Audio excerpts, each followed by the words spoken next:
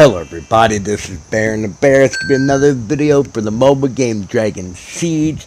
This is going to be about the recent update that just came out into the game. This is going to be a website for the patch notes for 7.29. That was a couple of days ago. I will have the link in the video description underneath the video, and just click the more option. It'll show you the link to the playlist of all the videos I've made so far, the official Discord, the official Facebook page, and a link to the patch notes would be there as well. One thing I do like about this is they do have an option on the very bottom left over here. You got an arrow. It lets you click through their past most recent type of updates they've had in the game, so it kind of gives you an idea what's happened in the game. So if you're a new player, this could be helpful just to kind of give you an idea by going through the past notes to see how the game's progressed. I will break down some of this, try to keep it short. I will go into the game a little bit and show you some of the things they have changed. I will go over the knights here, the section here. Knight promotion will now be expanded to 8 stars. Okay, so instead of a 7-star heroes, now they're 8 stars.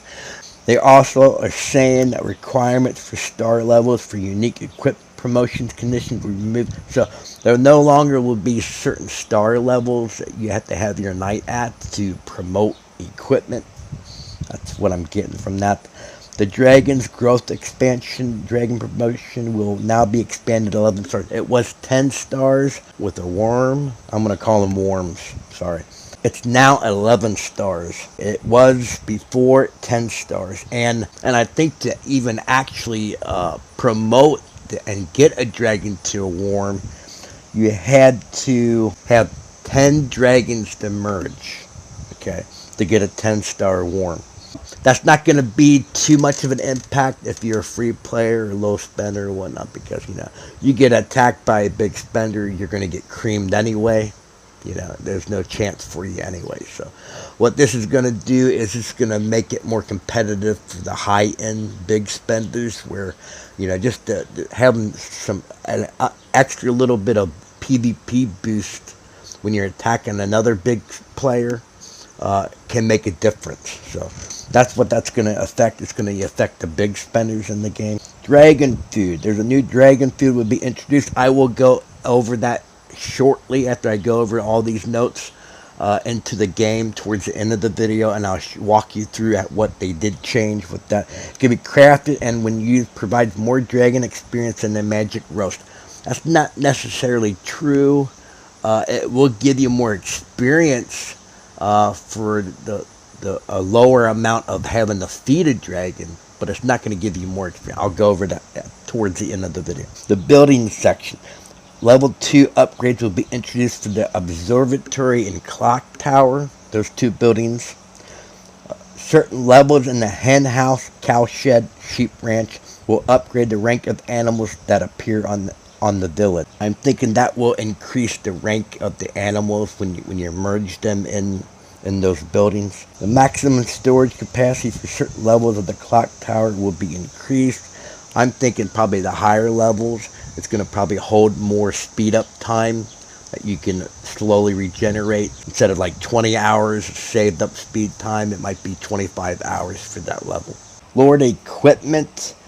The craftsman equipment tiers 5 and 6 will be added. I think I am going to make a video that's going to go over the craftsman pack I currently have in the game right now, so this should be useful for that. So keep in mind the tiers for craftsman equipment is going to increase to 5 and 6.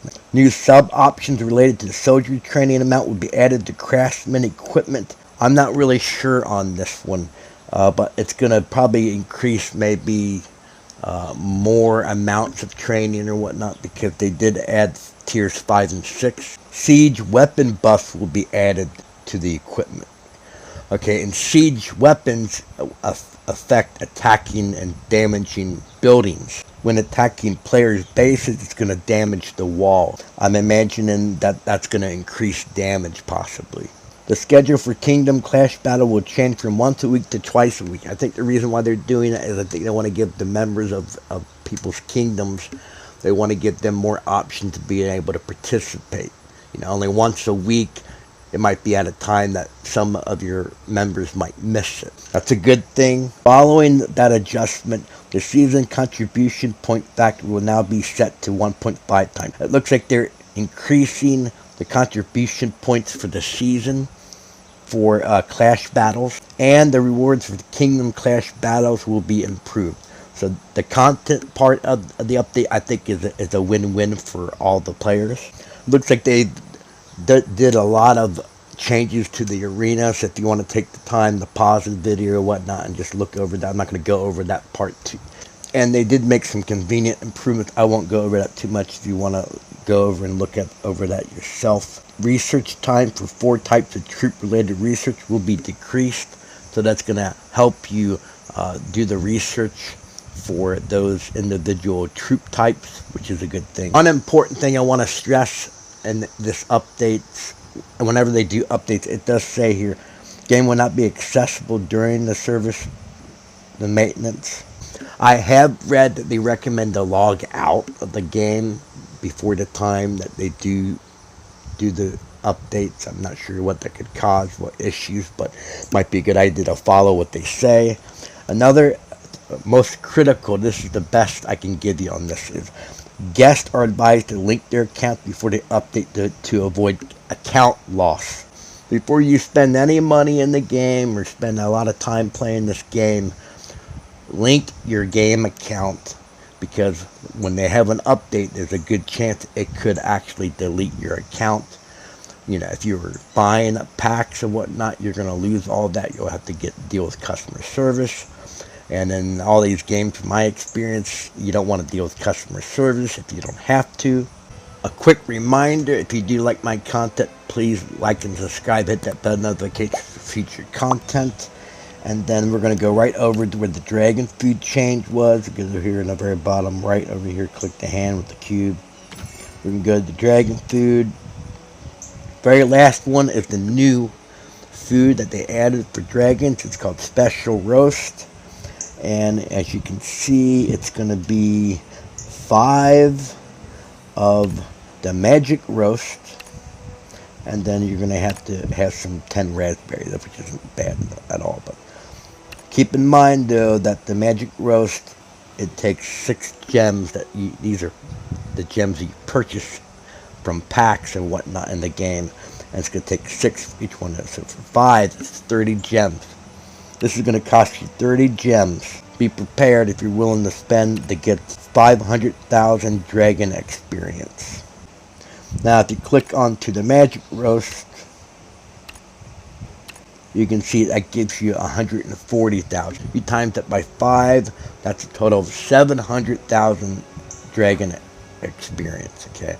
Now, the magic roast only gives you 500,000. You're losing 200,000 experience. Okay. So when it says in the updates that you're getting more, you're really not. Okay. You're losing 200 experience.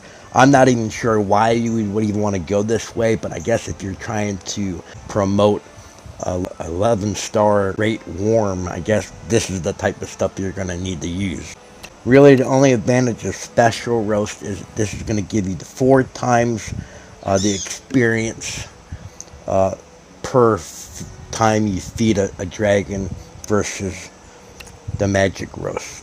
This is really just going to be a time factor. It's going to save you time instead of having to wait a few days to do the same amount of feeding to get the experience of your dragons. You'll be able to do it faster with the Special Roast. This is going to be for a big spender. I would never recommend anyone that's a low spender to be using these. Anyway, this is Baron the Bear. I hope this video helped kind of break down a little bit with some of the recent changes of the game, and I'll talk to you guys later.